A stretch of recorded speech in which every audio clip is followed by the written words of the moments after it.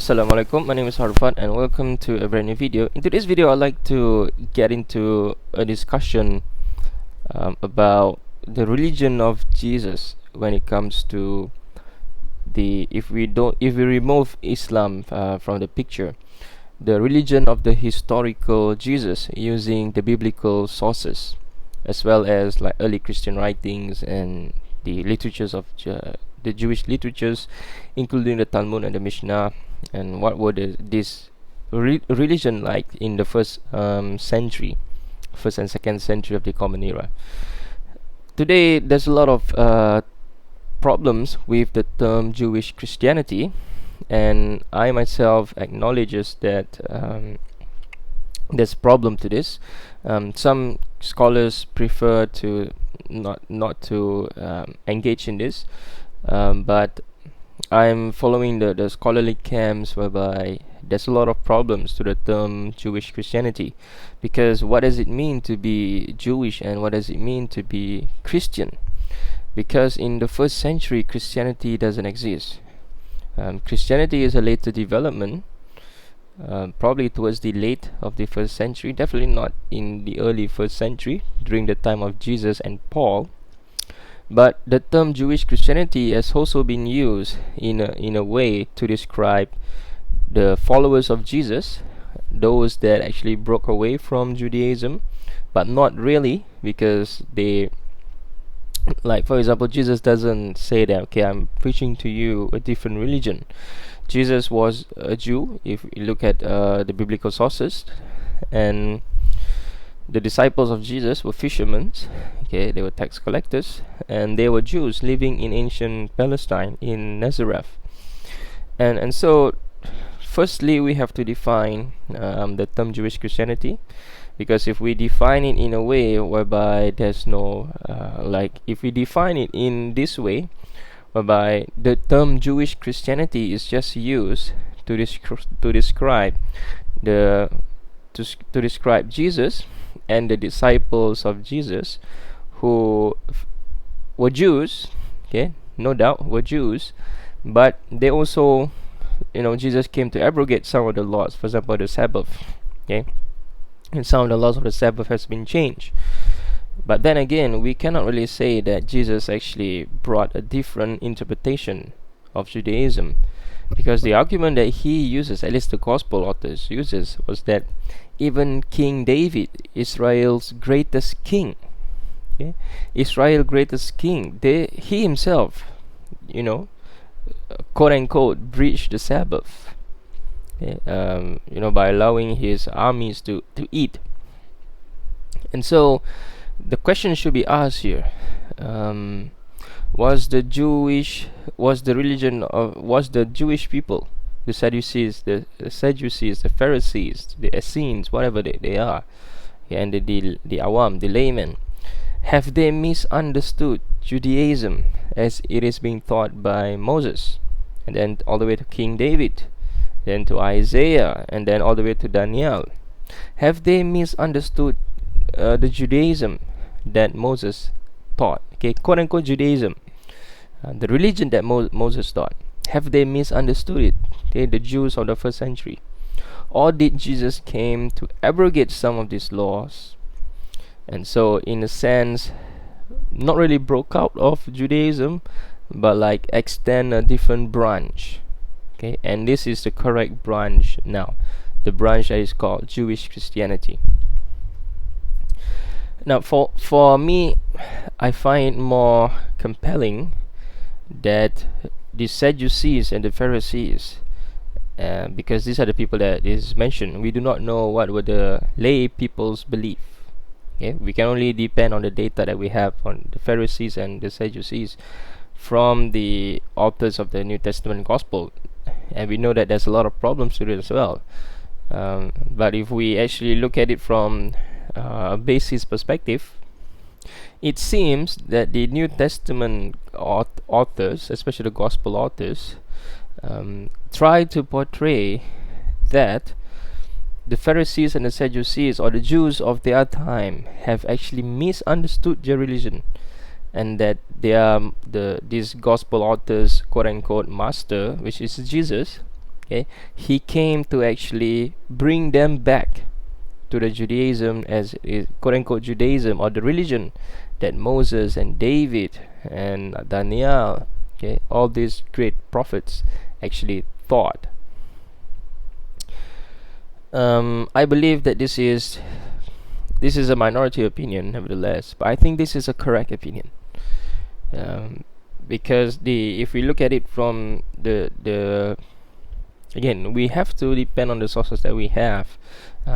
For once, we do not really know. If we look at it from a historical perspective, we do not really know the true religion that Moses actually taught, because we do not have the writings of Moses, nor do we have the sources near him that survives. If we look at the documentary hypothesis, the earliest possible source, okay, the Elohis or the Yahwehs, whichever, that many people have argued. It is more plausible that the anthropomorphic sources are earlier, and then the non-anthropomorphic sources are also earlier, as argued by the other camp. But irregardless, okay, the J source and the E source, they have been combined. We don't really know. Like for example, Richard Elliot Friedman have written the Torah and tried to differentiate the different sources. Okay, plausibly he's correct, but but we cannot be certain, because we do not have the extant writings from that date back all the way to the time of Moses. And Richard Elliot Friedman is a fantastic scholar, by the way. Should check out his work. But some of some scholars say that we don't really know, and all we can say for certain is that all these different sources, okay, have been combined, and then our current Torah dates back all the way to probably the 8th century or 7th century of the Common Era, as the earliest source. And so there's about 500 or 600 years removed from Moses, 400 to 600 years removed from the historical Moses. Okay, probably living in the 13th century of the before the Common Era. And so there's a huge time difference there. So we don't really know the actual teachings of the historical Moses. And obviously we don't even know the actual teachings of the historical David, and as well as the historical teachings of the prophet Daniel, because all these sources dates back to the earliest one that we have is the Dead Sea Scrolls.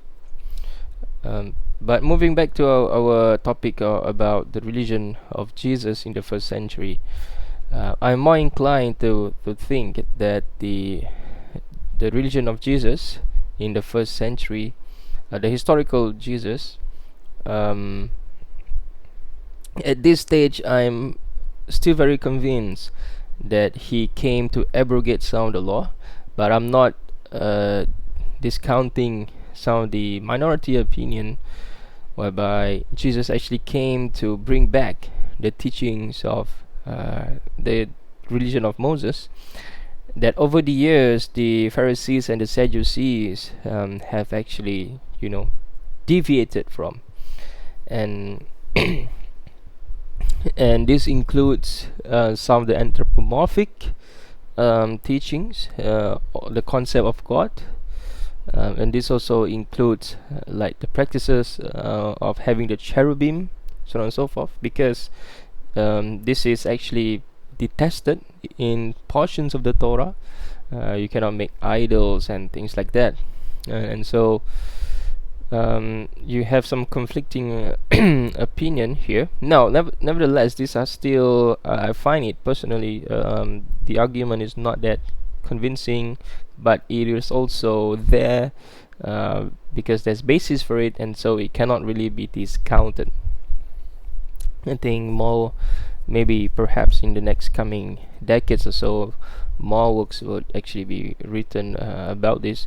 The Anchor Yale Bible series have actually, one of the scholars have produced a monograph called Jewish Christianity, It traces back from the first century all the way to like modern, about the problems of the term Jewish Christianity. And one of the problems that he highlighted was that the term Jewish Christianity doesn't exist, before the Middle Ages. It doesn't exist in the past, and so this is a modern invention of the term. But like I said, some scholars don't really believe that there's such thing as Jewish Christianity, but the term Jewish Christianity is just being used as a classification, not a historical classification, okay, but for reference, for to make the audience understand what the author is actually talking about. Okay, and I believe that this is how the term Jewish Christianity is being used. Although the author of that monograph proposed that this term itself is a problem. Okay, and nevertheless, I think it is a huge problem. But then again, if we look at all the different denominations, within the different religions that we have in the world today, there needs to be a classification so that people understand or know which group of people are you actually referring to. If we are just gonna call everyone Christians and Jews and Muslims and Hindus and Taoists and Buddhists and Zoroastrians, then the practices of a certain Jews is different from their practices of a certain another Jews. So these Jews label themselves as Orthodox, and these Jews the people label as liberals. And so there is a separation because of the practices that they do. And I think this separation should be encouraged, so that people actually know what they're talking about or what they're referring to. And especially for academic studies, I think this is something important. Nevertheless, people have argued that this term is very problematic because it creates a kind of division that is not there in the first place. But I think this is not a really encouraging argument, because whether you establish that there is a division or not, there is division, or there were divisions, continues to be divisions, even till today, because the practices, what makes this group divide or different from the other is because the practices, how strict are they when it comes to following the actual teachings of their scripture. And so it is encouraged, I believe, and a lot of scholars encourage this as well. And I think it is great for academic studies so that people actually know what the scholars, or who the scholars are actually referring to. But nevertheless, the problem is there, as I've mentioned, that you can call it whatever you want. You can give it some terminologies or not. But the authors of the monograph, I believe, is actually saying that irregardless of what you call it, okay, all I'm saying is that, the paraphrasing, obviously, this is my assumption of what the author says, okay, is that it doesn't matter what you call it. You should not give it a name as a form of division, if you get what I mean. But the division is already there, even if you look at the Gospels. Okay, for example, Jesus allowed his followers to pluck grain on the Sabbath. Okay, Jesus heals the people on the Sabbath, whereas the Jews of the time, okay, they believe that this is absolutely an abhorrent act and should be detested and should not be tolerated. And that is why they follow Jesus all the way throughout Galilee in his ministry to actually give him problem, according to the New Testament Gospels. And so the division is already there. But whether this division are Jesus and his followers actually preaching the correct Judaism. If Jesus and his followers were teaching the correct Judaism, that means there is no deviation. That means Jesus doesn't deviate from the teachings of the historical Moses. Rather, over the years, it is the Jews themselves, the Israelites, okay, have deviated from the teachings of Moses, and so Jesus is just following the actual teachings of Moses. And because Jesus is someone that actually, it is someone new,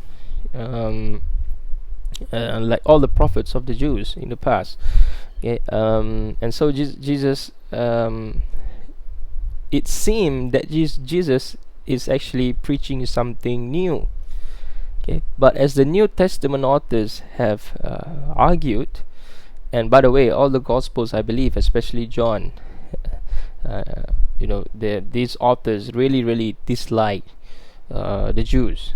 Okay, for some reason, because if you look at the what's mentioned in the Gospels, and how the Jews are being portrayed. Okay, now we have to be careful here. The Jews, what type of Jews? Okay, most probably the Jews within their community, and it's not. A lot of scholars they are saying that they are not referring to the whole Jews of the ancient Mediterranean. Okay, because for the most part, these are the Jews that actually caused them problem, like Raymond Brown in his commentary, the Anchor Yale Bible commentary mentioned.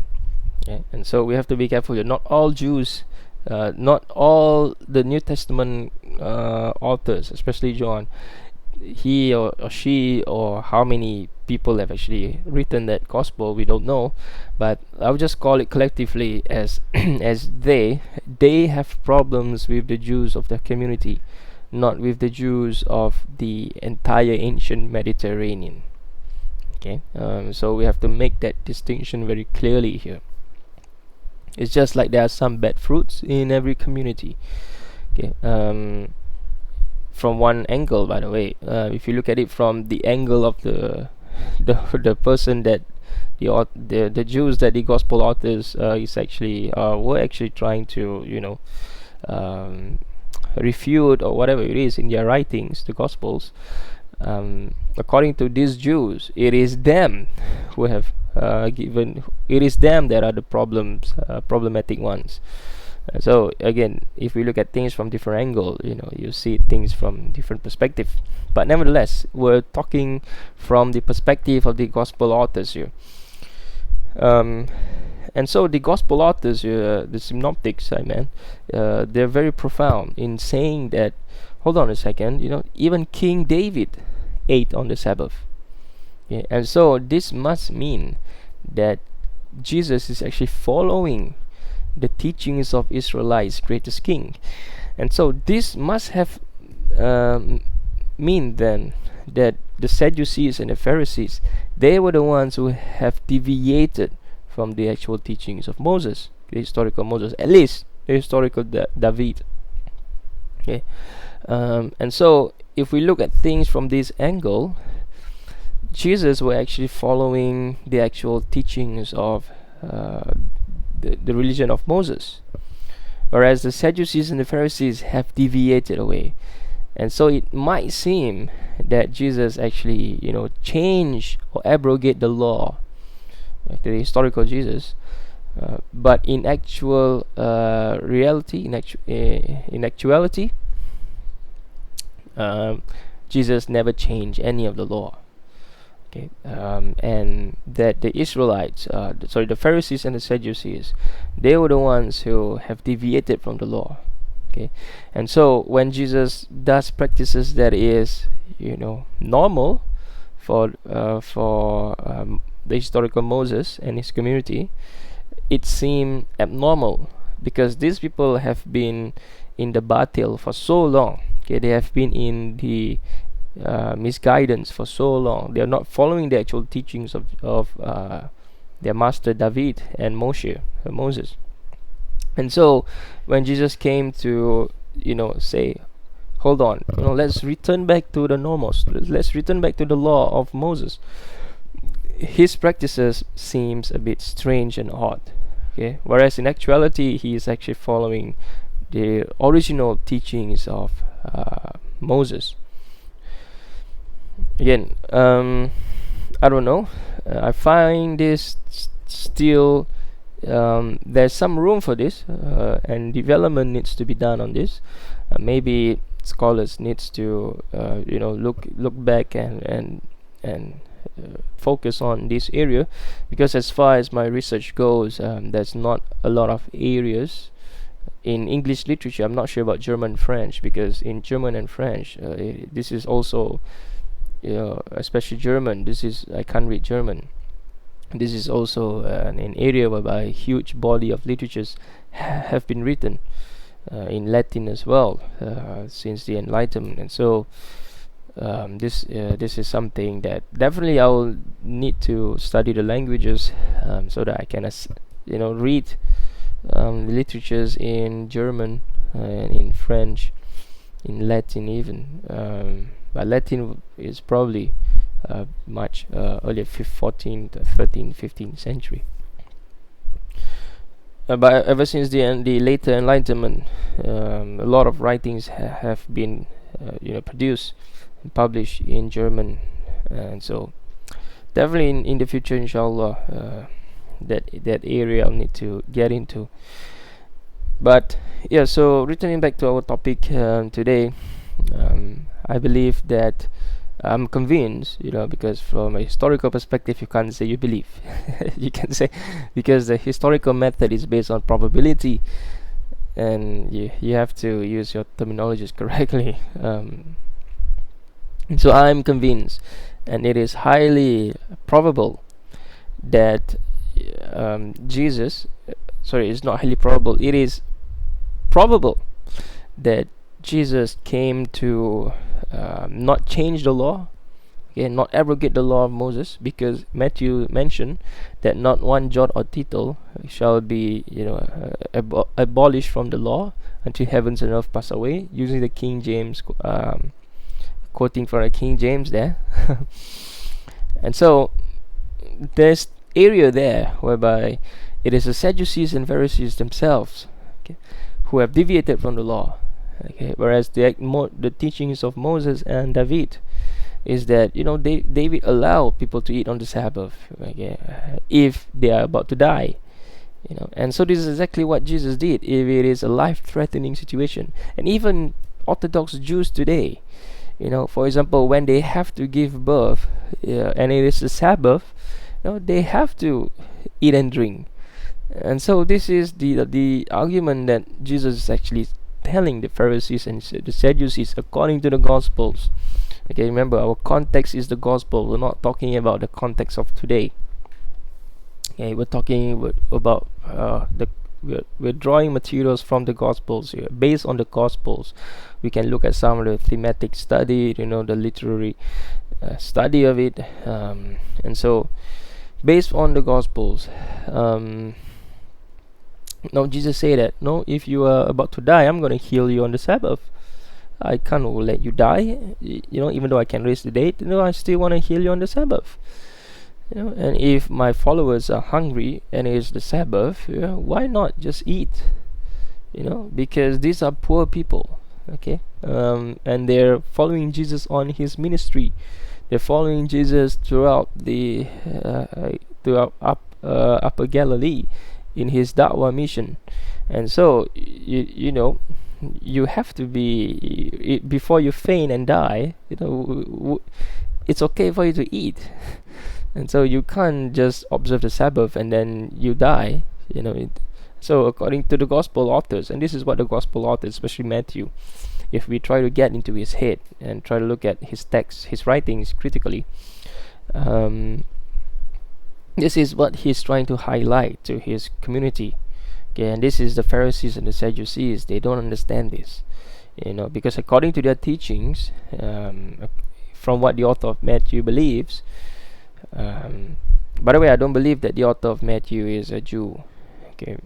I'm more of the opinion about the author of Matthew is actually a Gentile who have converted to Judaism and knows a lot, have studied Judaism, probably like a scholar of comparative religion. Not really a scholar, but a student, talibul ilm, a student of knowledge when it comes to comparative religion. And so he wrote his Gospels that way. But nevertheless, and so according to Matthew, the Pharisees and the Sadducees have misunderstood their scripture, and that Jesus was actually trying to bring them back to the scripture. And so this is something that I think it is plausible and should be explored, and scholars needs to produce more materials on this.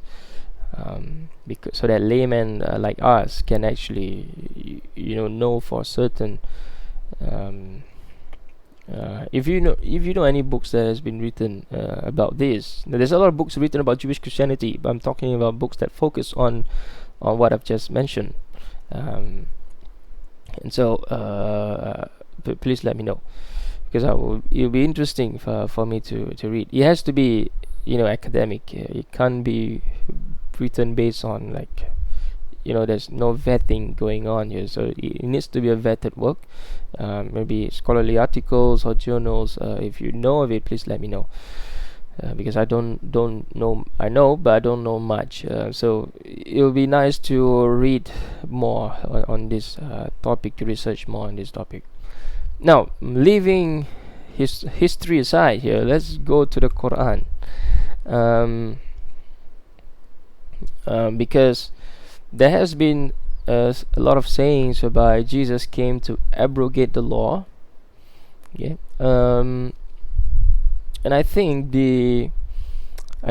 I like to look at things this way, whereby some of the teachings that the Jews, the Pharisees and the Sadducees, or whatever the Jews that Jesus was actually communicating with, the broader context, even the broader groups or subgroups, the different denominations, so on and so forth. Okay, whatever the Bani Israel, they have,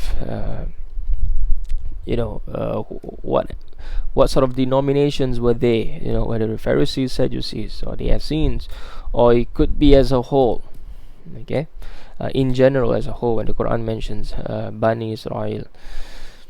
And so, I think we can also look at things from this way, whereby Jesus actually did not abrogate the law, okay, in a sense. Okay, even though the Quran mentions this, that he came to brought something that is haram halal for the people of his time. Okay, one of the ulama have been saying that this is probably the abrogation of the law. Okay, the other way to look at things is that because it has become the norm for the Jews to have been away from the actual teachings of Moses, so when Jesus came to them in their context, he brought something new. He abrogated the laws that they had themselves have invented. Okay, they have invented these laws. And so Jesus, when Jesus came to bring them back to the teachings of Moses, it seems that they have it seems that Jesus have changed, abrogated some of the laws. Now, this is, I'm not saying that this is my opinion, but this can also be looked at from you can look at things from this angle. But there are problems to this as well, because the Quran clearly mentions that Jesus came to quote unquote abrogate the law. Okay, brought something that is permissible to the Jews of the time. And the Quran also mentions that some of the Israelites, okay, they were punished severely because they breached the Sabbath.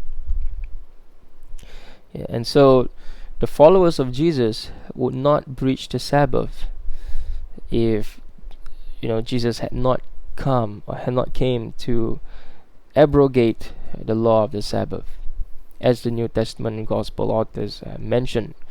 Okay, not in Matthew, obviously. And so, if we look at things from a historical perspective, it is highly plausible. Okay, there's a high chance of probability that the nomos that the Jews have, the Pharisees and the Sadducees of his time, have been participating in practicing, is actually nomos that have deviated from the teachings of Moses. So when Jesus came, he said that no, let's go back to the teachings of Moses, and this is one of the reasons why Matthew, the synoptics mention that it's okay for the disciples of Jesus and even Jesus himself, to eat and heal on the Sabbath. In this way, the laws have been abrogated Okay. And so, Allah Alam, I'll leave it to you to decide.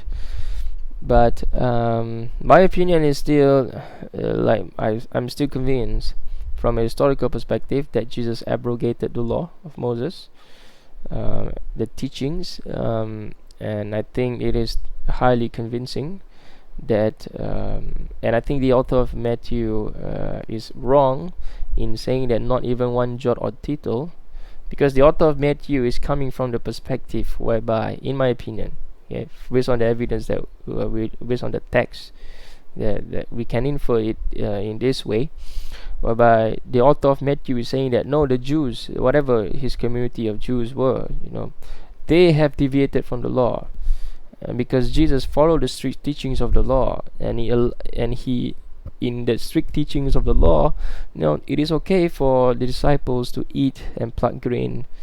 It is okay for Jesus to heal on the Sabbath.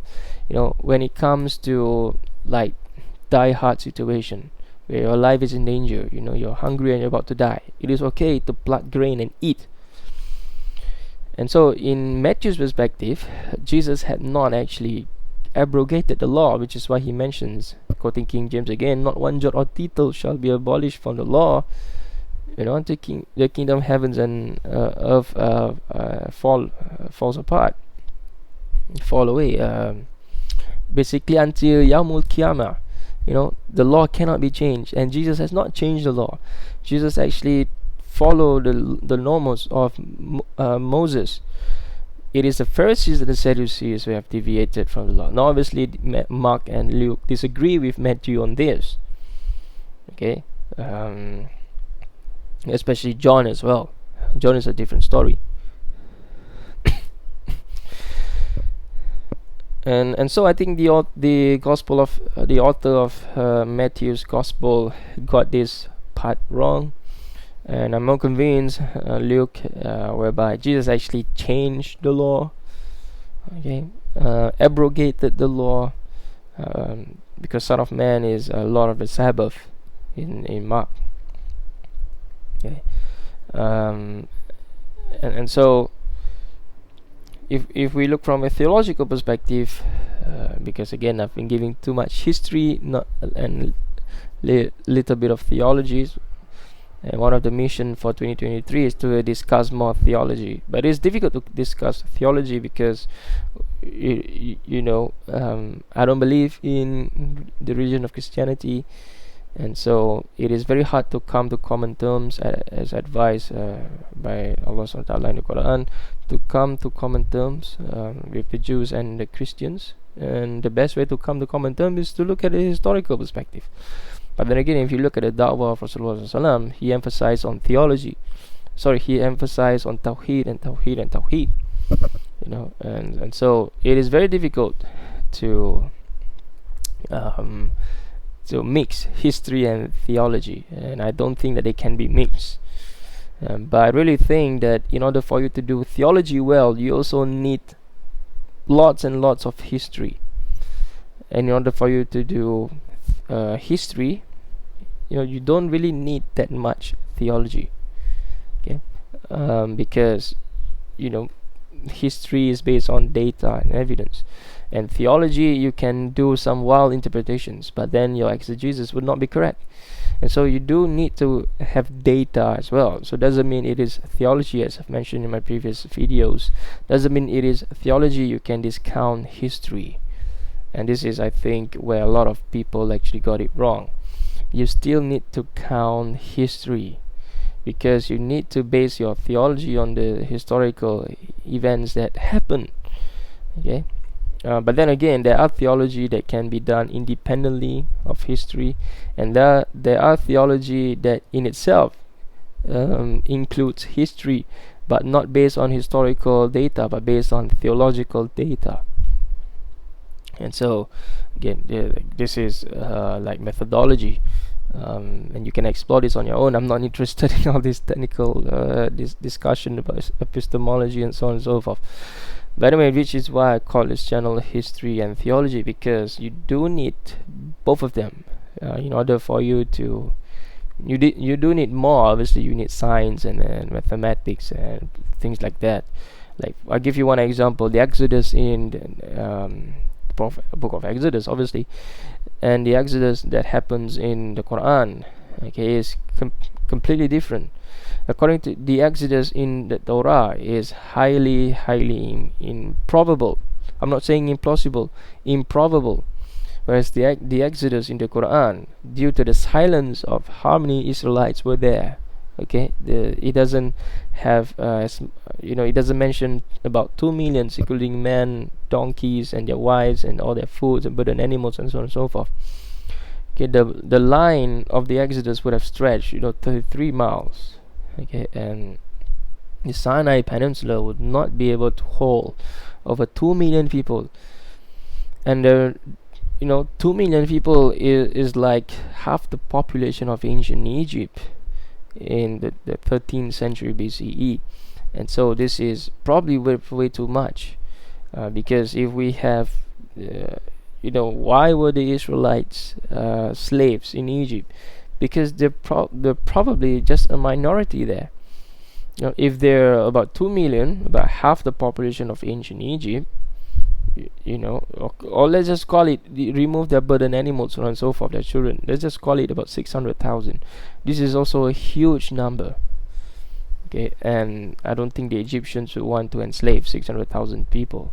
Where would they feed them? And also, archaeological evidence have not shown that there's 600,000 people, 2 million people, okay, if you do your calculations. Men, women, and children of fighting age, 20 and above, and so it will probably be 2 million. Okay, so the Quran is silent on this. Okay, it eliminates the mathematical problem, it eliminates the scientific problem. Okay, but it doesn't eliminate the historical. It doesn't discount its history. Okay, and all these things, mathematics, science, and history, adds to the theology that the Quran encourage. And so this is a separate discussion. But anyway, I hope you guys found this video helpful. Do let me know of the literatures. And so I'll see you on my next video. Assalamualaikum warahmatullahi wabarakatuh.